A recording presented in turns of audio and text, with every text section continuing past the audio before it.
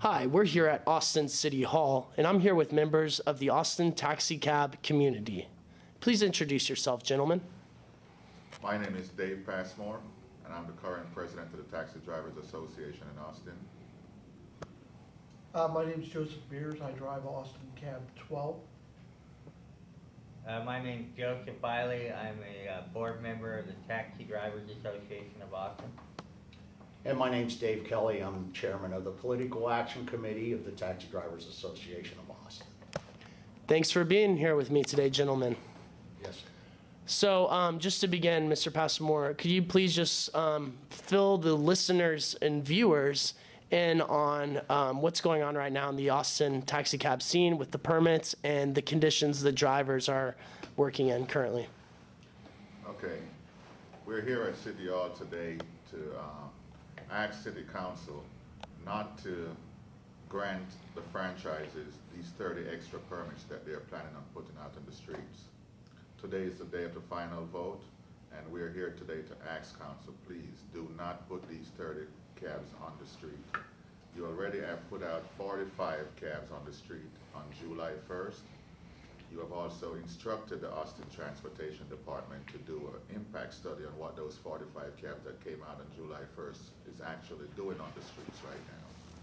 Those numbers came back sometime last weekend, and it's demonstrating that the driver's income is down drastically from these 45 that's already on the streets. So if you add an additional 30, will only suppress the income of the drivers even more. And we're just here today to ask, please do not take this action and cause the driver to have to suffer anymore. Okay. I'd like to pass this on to one of our I'd Thank like you. to comment on that, as I have a copy of the comparison data, the impact study in front of me. For the last 3 months, since the 45 taxis went in service, the average driver income per taxi has fallen 5.59%. The average income per hour has fallen 11.93%. And at the same time, the number of taxi hours on duty has grown by 14.38%. So the facts are, drivers are working longer and longer and making less money. And this is a direct result of number of permits on the street. That's an economic fact. And to add 30 would only cause these numbers to multiply. Thank you. Thanks. Yes, sir. I'd like to point out a lot of this conversation started thanks to the Lamplight Foundation and the Rio Grande Legal Foundation with their report, Driving Austin, Driving Injustice. That sent such shockwaves through the city and the city council and the establishment that they came up with, I believe it was called Resolution 55. Correct. Resolution 55 was to study the taxi cab industry and its effects. In essence, they hired a guy, paid him $50,000, that was Ray Moody, I don't remember the name of his company, that created a report that basically didn't even evaluate driver earnings. The one thing Ray Moody's report did say is when you add too many taxis to the city of Austin or to any community, drivers spend an inordinate amount of time trying to maximize the trips they get. So the service to the community and to the poor people who need to take short cab rides goes down as the number of cabs goes up. So they're trying to solve a problem and they're making the problem worse. Because when I wait 2 hours, I don't want to use me anecdotally, I'm speaking as a cab driver in general. When a driver waits over 2 hours for a trip, they're going to do everything in their power to maximize the distance that trip goes. Because if they get a $5 trip, now they went over a 4-hour period where they only made $5. So if a driver can wait 3 hours for a $20 trip versus taking a $5 trip after 2 hours, they're going to do everything in their energy and their power and their control to make that happen. Whereas if we had fewer cabs on the street and we're getting more trips per hour, that short trip means nothing to us because we know there's going to be another trip behind it. If we keep moving, in essence, the short trips pay more. If the more short trips we get per hour, the more we make per mile. So basically, they're making the problem worse by adding more taxis. This is not to mention that it's $390,000 a year in revenue for 20 cabs to Lone Star. I mean, it's just insane the amount of money that these franchises are getting from these permits. Great. Anything you'd like to add so far to the discussion, Mr.? Off with the 30 cabs also creates what I've always felt is a safety issue. By making cab drivers work more hours, they're exposed to being tired in their cab, and I see at the airport a lot of times cab drivers are sleeping in their cabs, as well as early in the morning. You could go downtown and you see the cab drivers are sleeping in their cabs on the cab stands. And so by just the mere fact of increasing cabs, make the drivers have to work more just so that they can make the same income that they were getting a year ago. Wow, thank you, Mr. Eiley. And now this can go to anyone. This is just more of a general question, taking a step back. Could someone please tell me kind of what generally they think of the current taxi permitting process? Basically, to explain to the listeners, the Austin City Council has to, I believe by ordinance, by city law, give permits, which that the city council votes on, which is what's going to come up for consideration today. What is your overall view on the permitting process? Is this a process we need? Is it a good process? Is it a bad process? What's your analysis?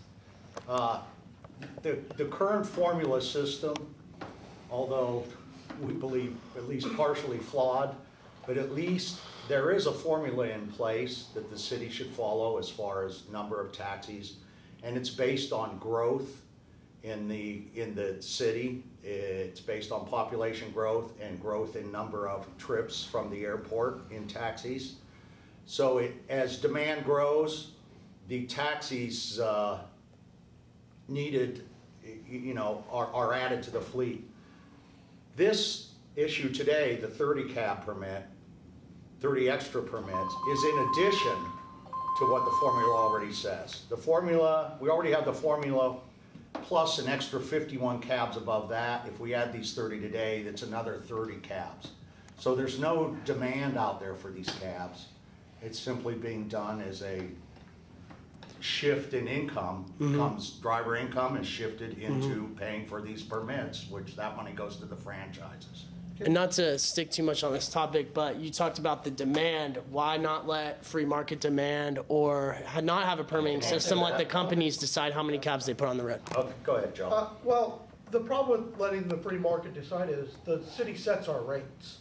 If I can set my rates and lower my rates to drive my demand, well then let the free market take care of it. But the city regulates what we're allowed to charge. The problem that I see with the permitting, or the way they decide the number of permits, I believe that was made in '85. I mean, it was a very, very old formula. Yeah, it's pretty old. And when they created that formula, they didn't at all take into consideration external competition sources. When I started driving, there was no entertainment bus for West Campus. There were no pedicabs. There was no super shuttle. There was no car to go. There was no train. There was no zip car, and there's one other short-term rental car agency out there. Don't forget pedicab. Electric cab as well. I mentioned that, and with pedicabs, from what my understanding, we have more pedicabs in Austin, Texas than the entire city of New York City. I mean, it was for a while there. It was a complete wild west with pedicabs. They've since tightened down, and I thank the city for their efforts on that. But when you calculate all the other external competition sources, as Mike Martinez said in the October 30th work session, the 100 bus route is up 28%. Those are students and people coming from downtown to the airport that presumably may have been riding in taxis before. And that 100 is the airport flyer. That's the airport flyer. And how heavy, just 20 seconds, how heavy does the airport traffic coming and going to the airport influence the taxi cab industry here in Austin? You can take a little time. Those numbers? I think so. It affects it extremely. Approximately, 70%? 60% at least of the taxi trips total are from out of the airport. And so far this year, the airport, I thought I had the figures here, but they escape me right now. But just from memory, the taxi trips out of the airport are also down because of all the competition he just read off to you. And I'd like to add one more thing and answer your question about the demand for taxis in the city. Don't forget that taxi service in any city is a type of public utility. Okay, it's highly regulated by the city council, the government, the transportation department. Yes, sir. And in fact, the cab companies are actually franchises of the city. So, as any public utility, there is a certain demand that must be met, but you don't really open the free market up to it like it, you know, for instance, you only need one bus service. You don't Right. need to compete. So what's happening, talking about the franchises of the city with the taxi companies, what's happening with that? Roy's Taxi, which was in service for nearly 75 years here in Austin, Texas, went out of business, I think in 2006, 2007, maybe even a year before that. 2006. They went under. Yellow Cab bought up more of the market. Yellow Cab has the most permits. Then I believe, Austin Cab, and then Lone Star Cab. Lone Star Cab was created by borrowing, 75 cabs from the future. 55. Interesting.